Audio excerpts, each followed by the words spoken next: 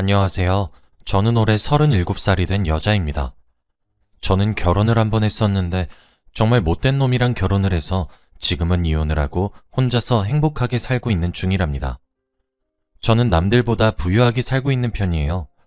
건물도 몇 채 가지고 있고 서울에 집도 조금 있거든요. 저도 처음부터 이런 건 아니고 인생은 한 방이라더니 결국 이렇게 됐죠. 저는 10년 전 27살의 남자를 만나서 결혼을 하게 되었어요. 저는 그 남자를 보고 첫눈에 반해서 콩깍지가 씌었던 건지 그 사람이 뭘 하든 다 좋았고 멋져 보였죠. 그 사람이 다른 여자와 저 몰래 도박을 하러 다녀도 그 남자는 제게 걸리면 항상 사과를 하며 다신 안 그러겠다고 했기 때문에 저는 그 남자가 바뀔 것이라고 항상 믿었습니다. 역시 사람은 쉽게 바뀌지 않는다고 하더니 그 사람은 그 후에도 계속 다른 여자를 만나고 다니면서 도박도 하다 보니 돈도 왕창 날리고 그렇게 살았어요. 그런데 저는 그 사람을 제가 고쳐주고 싶다는 생각이 들었고 그 사람이 너무 좋았기 때문에 바보같이 제가 먼저 결혼을 하자고 해버렸습니다. 그 남자는 당연히 좋다고 하면서 저희는 그렇게 결혼을 하게 되었죠. 저는 사람을 좋아하면 많이 퍼주는 성격이라서 그 사람이 회사에서 회식을 한다고 거짓말을 하면서까지 도박을 하러 가는 것을 알면서도 돈을 빌려달라길래 빌려주었고 여자를 만나러 가는 것을 알면서도 항상 보내주었습니다. 왜냐면 저는 그 사람이 너무 좋아서 제가 조금만 그 사람 마음에 들지 않게 행동하면 그 사람이 떠날 것 같았거든요. 저희는 돈도 없고 그 사람이 계속 밀어서 결혼식도 못 올렸고 아이는 당연히 없습니다. 그래서 저는 결혼을 하자마자 동네에서 작은 분식집을 운영하면서 겨우 생활비를 마련하고 있습니다. 그런데 남편은 일하던 회사에서 잘렸는지 한동안 월급이 들어오지 않았죠. 원래 남편은 한 회사에서 오래 정착하지 않고 짧게 다니면서 그만두고 다시 새로운 직장을 구하는 편인데 그때만큼은 새로운 직장을 구하는 기간이 너무 길어서 대충 일을 하지 않겠다는 의미라는 것을 눈치는 채고 있었습니다. 그런데 도박과 유흥에 빠져서 살다 보니 돈이 부족했는지 제가 하루 종일 떡볶이를 팔아서 번 돈들을 저 몰래 은근슬쩍 가져가는 겁니다. 처음엔 모른 채를 해주었지만 점점 가져가는 금액도 커지고 나중엔 아예 대놓고 가져가서 생활비가 점점 부족해지더군요.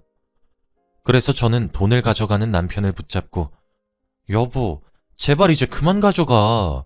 이렇게 가져가면 우리 밥도 못 해먹어. 어? 여보가 밖에서 뭐라고 다니는지는 상관없는데 제발 돈만큼은 건들지 말자.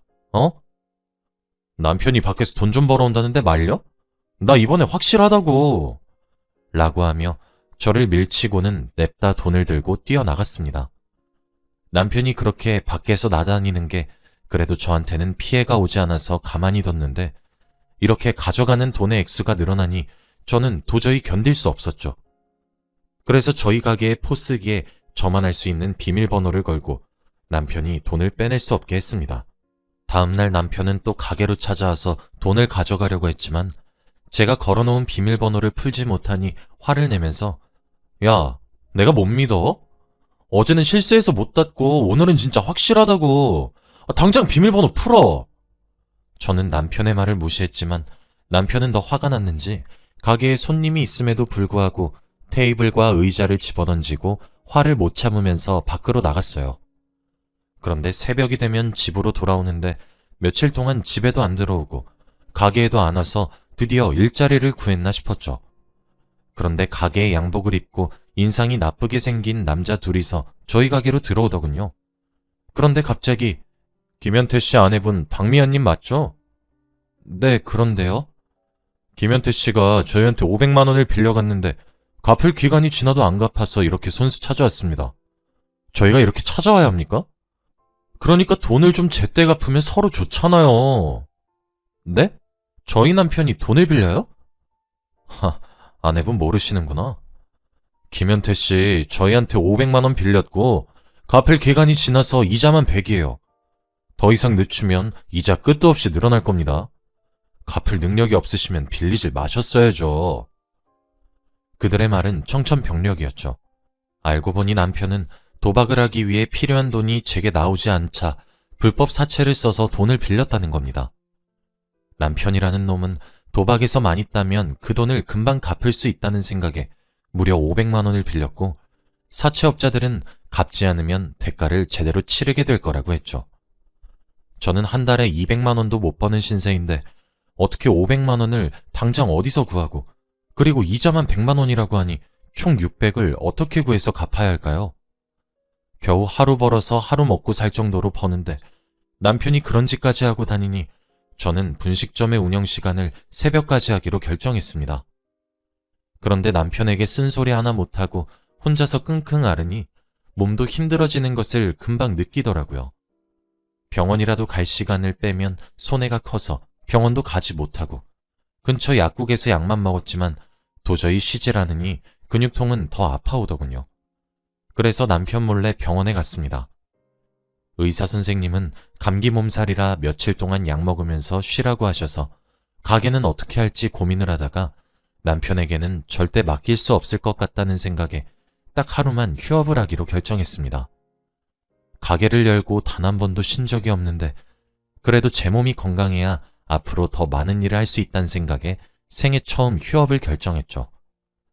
그렇게 약을 처방받고 집으로 돌아와 밥을 먹고 나서 약을 먹으니 약 때문인지 잠이 솔솔 오더군요. 그래서 따뜻한 방바닥에 이불을 깔고 누워있다 보니 저도 모르게 잠에 들었습니다. 그런데 잠에 너무 깊게 들었는지 그날을 꿈에서 죽은 아버지가 나왔습니다. 아버지가 죽고 나서 단 한 번도 제 꿈에 나오신 적이 없는데 그렇게 뵈니 너무 반가워서 오래 같이 있고 싶었지만 아버지는 미화야, 아빠가 급해서 얼른 가야 하거든? 그래서 시간이 많이 없어. 우리 미화 고생 너무 많이 했잖아. 이제 그런 거 싹 다 잊고 평생 행복하게 살아. 라고 하시면서 숫자 6개를 알려주시더군요. 그렇게 아버지가 사라지시고 저는 바로 꿈에서 깨어났고 그 숫자의 의미를 생각해보니 이건 무조건 로또 번호라는 답밖에 없었습니다. 그래서 잊어버리기 전에 당장 메모를 해놓고 저는 바로 집 근처에 있는 아무 편의점으로 달려갔는데 달려가는 순간에는 신기하게도 감기 몸살 기운이 전혀 없었고 오히려 몸이 너무 가벼웠어요. 그렇게 편의점에 도착해서 바로 아버지가 알려주신 번호를 기입하기 시작했습니다. 평소에는 로또에 당첨이 되어서 갑자기 부자가 되는 상상을 많이 하지만 로또는 당첨될 확률도 매우 희박할 뿐 아니라 뽑힐지도 모르는데 로또 용지를 매번 사는 것도 너무 아까워서 절대 로또를 하진 않았습니다.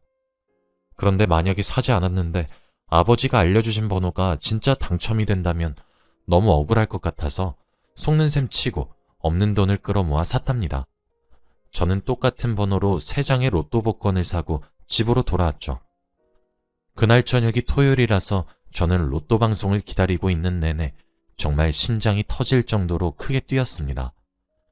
단 한 번도 상상을 해본 적이 없는데 꿈자리도 너무 좋았고 아버지가 직접 알려주신 번호라서 저는 기대하면 안 된다고 생각했지만 그래도 사람이라는 게 내심 기대를 하게 되더라고요. 저는 TV 앞에 앉아서 기다리니 로또 복권 방송을 시작했고 저는 떨리는 손으로 번호를 맞춰보니 세상에나 정말로 저는 로또 1등에 당첨이 되었습니다. 저는 손이 너무 떨렸고 제가 지금 꿈이라도 꾸는 건 아닐까 싶어 볼도 꼬집어 보았지만 아팠어요.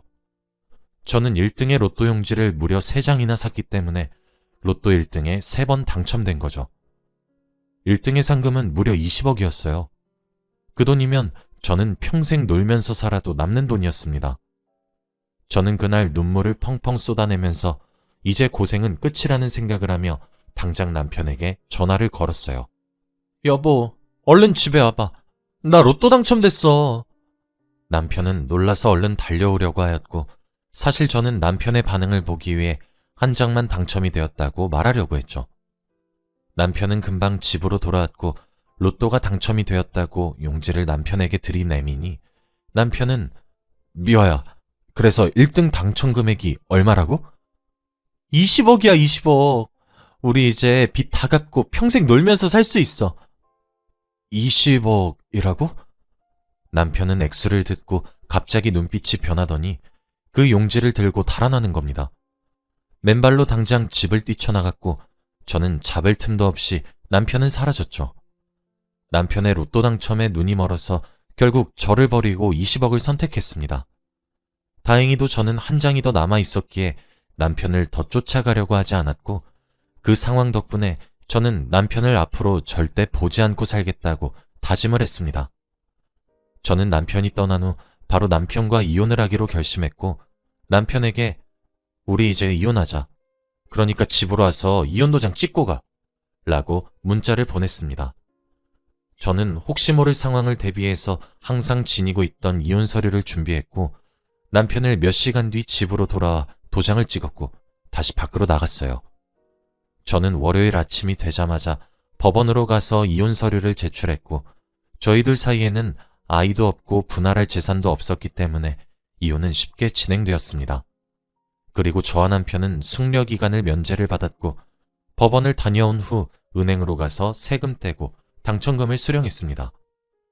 저는 생애 처음 받아보는 큰 돈에 감당이 되지 않았고, 이 돈을 도대체 어떻게 써야 할지 고민이 되었죠. 저는 원래 큰 돈을 만지고 살았던 사람이 아니라서 이렇게 많은 돈이 들어오니 너무 당황스러웠습니다. 우선 저는 돈을 받고 분식집으로 가서 평소와 다름없이 떡볶이를 팔았습니다. 새벽에 퇴근을 하고 집으로 돌아와 곰곰이 생각을 해보니 저는 일도 계속하고 싶었지만 새벽까지 일을 하다 보면 분식집을 오랫동안 운영하지 못할 것 같아서 다시 분식집 운영 시간을 원래대로 되돌렸고, 저는 돈에 욕심도 잘 없고 크게 투자를 해서 돈을 불리려는 생각도 없었기 때문에 서울의 작은 빌딩을 매매하니까 돈이 조금 사라지더군요. 그렇게 남은 돈들은 통장에 묶어두었습니다. 저는 돈을 굴리는 방법을 잘 모르기 때문에 더 이상 돈을 쓰면 또다시 예전처럼 될 것 같았거든요. 확실히 서울에 건물을 사다 보니 월세가 굉장히 많이 들어왔고, 저는 이제 생활비가 부족하지 않아졌죠.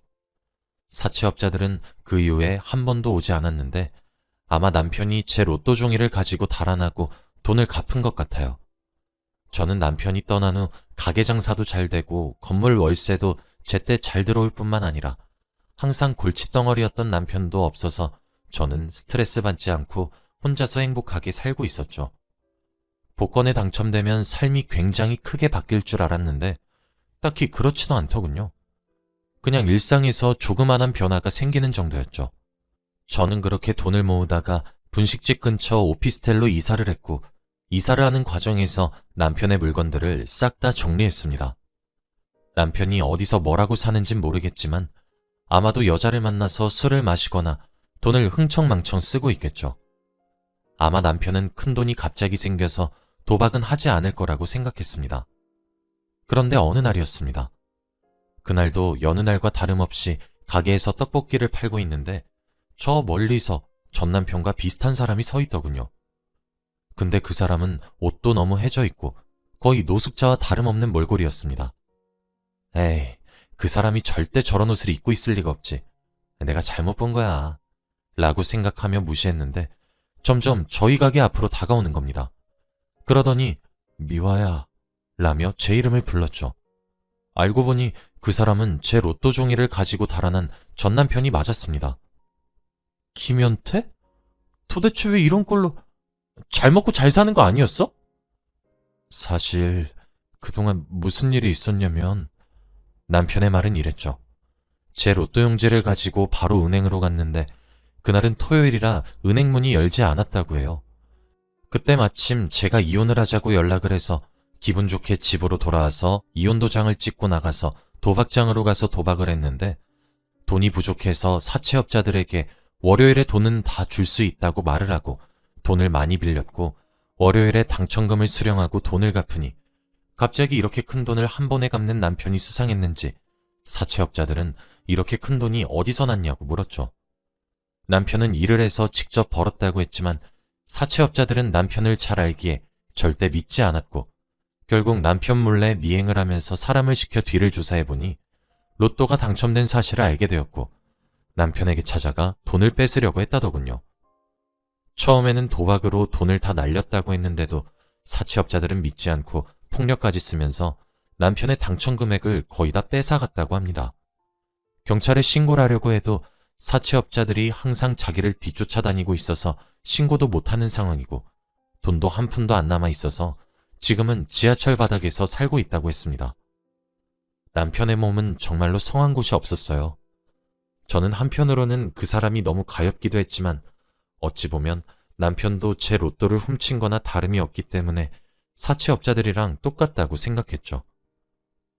그런데 미화야, 너 어디서 살고 있어? 우리 저번에 살던 집으로 가니까 아무도 없던데. 나 저기 오피스텔로 이사했어. 뭐? 이사? 도대체 돈이 어디서 나서? 열심히 일해서 번 거야? 아니? 그 큰 돈을 내가 어떻게 벌어? 사실 그때 로또 1등 용지 3개 가지고 있었어. 현태 씨, 나 당신 시험해 보려고 그렇게 한 거였지. 그런데 용지를 들고 달아날 줄은 꿈에도 몰랐지. 그래도 고마워. 내가 10년간 현태 씨한테 씌인 콩깍지 그때 일로 벗게 해줘서. 미화야, 제발. 내가 염치 없는 건 알지만 그래도 우리 같이 다시 예전처럼 행복하게 지내면 안 될까? 행복? 현태 씨, 난 단 한순간도 행복한 적이 없었어. 매일 일하고 번 돈들 다 현태 씨가 도박한다고 다 가져갔잖아. 처음엔 봐줬지만 점점 생활비도 바닥났고 밖에서는 다른 여자들이랑 술 먹고 오고.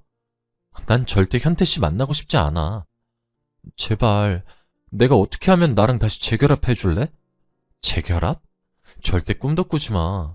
우리 가겐 다시 찾아오지 마. 혼자 평생 그렇게 살아.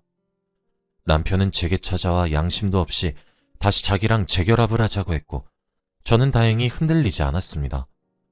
그 후에도 전 남편은 저를 찾아와 꽃도 주고 가게 일도 돕겠다고 했지만 처음에는 직접 내쫓았죠. 그래도 계속 오길래 바로 경찰에 신고를 하고 내쫓았더니 저를 더 이상 찾아오지 않더군요. 그렇게 몇 달이 지나고 저는 돈도 얼추 쌓이고 가게도 점점 커지니 건물을 사는 게 재미가 들려서 작은 건물부터 사기 시작했고 그리고 분식집에 알바생도 뽑고 제가 예전부터 하고 싶었던 프랜차이즈 사업도 시작하게 되었습니다.